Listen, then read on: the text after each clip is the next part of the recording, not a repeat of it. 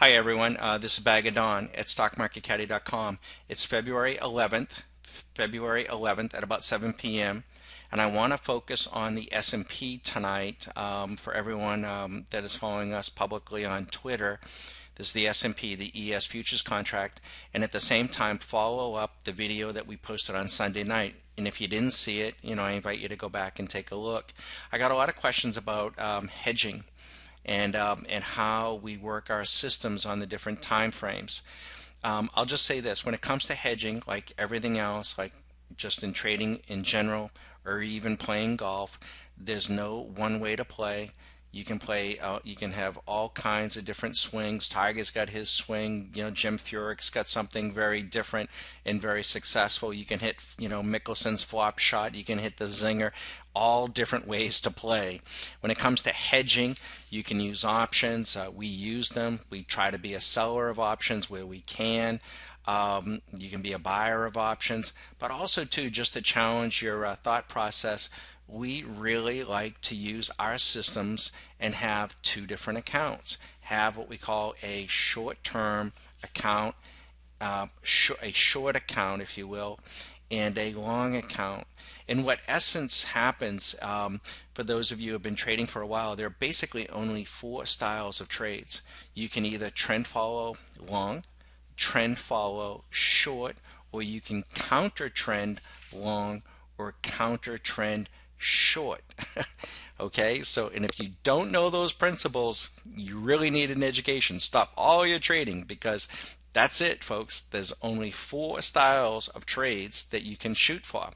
And the real trick is everyone wants to be on a trend, right? That's where the easiest money is made, when you're on that trend and you can make money while you're sleeping.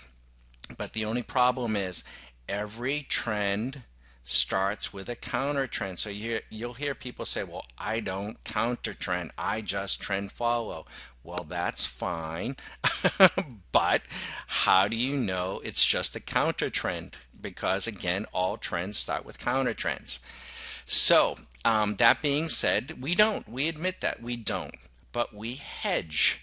So our long positions in our long account, for instance, we're long the ES weekly and monthly, we're still long.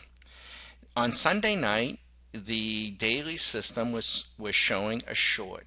We were short in our short account, the daily ES, and we were underwater. If you look at the video, about $500 or $600. That was in our short account, a separate account. Can't be both long and short in one account. You can actually with futures, but we won't get into that. Well, today the system did what it needed to do. It went flat. It took out, I want to say, around the 1810 area, and we lost about $1,200 on the short account, or what in essence was a count, which turns out right now to have been a counter trend to these longer time frames. That's fine. But on the long 1 hour, which was counter to the daily short, we actually made a couple of grand, and we're still up a couple of grand on the long, on the 240, and I'm going to show you that. So we will, in essence, what we will do now is we're going to probably kill the 240 sometime this evening, and then we'll just sit tight and let the market decide.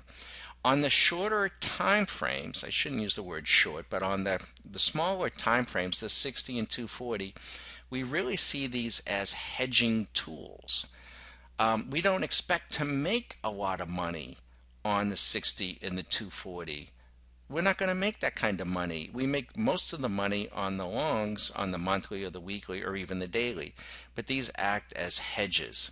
They keep our losses to a minimum. Now, it's not foolproof. It doesn't take out all of your risk. It doesn't eliminate your losses, but it keeps them to a small amount, and it helps you, as they say, hedge and wedge into more meaningful positions. Now, let me show you our trade manager. Okay, if you look at our our video. We don't have the 60-minute up because we took our bread on the 60-minute. That was up over a couple of grand, actually. It was up, I want to say about $2,500, $2,800 on the 60-minute, which is a little bit more money than we would expect to make on an hourly style of trade. We were in it for a while.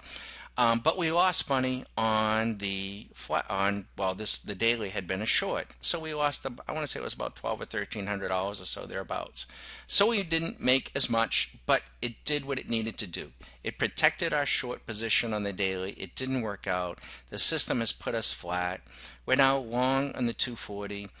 I'm going to probably come in. We always opt. It's never nothing wrong with taking a profit. We'll probably take that this evening and capture that profit. And then we're going to wait and kind of see what the hourly time frames do and what the daily does. If the daily goes long again, guess what? We're going to go long.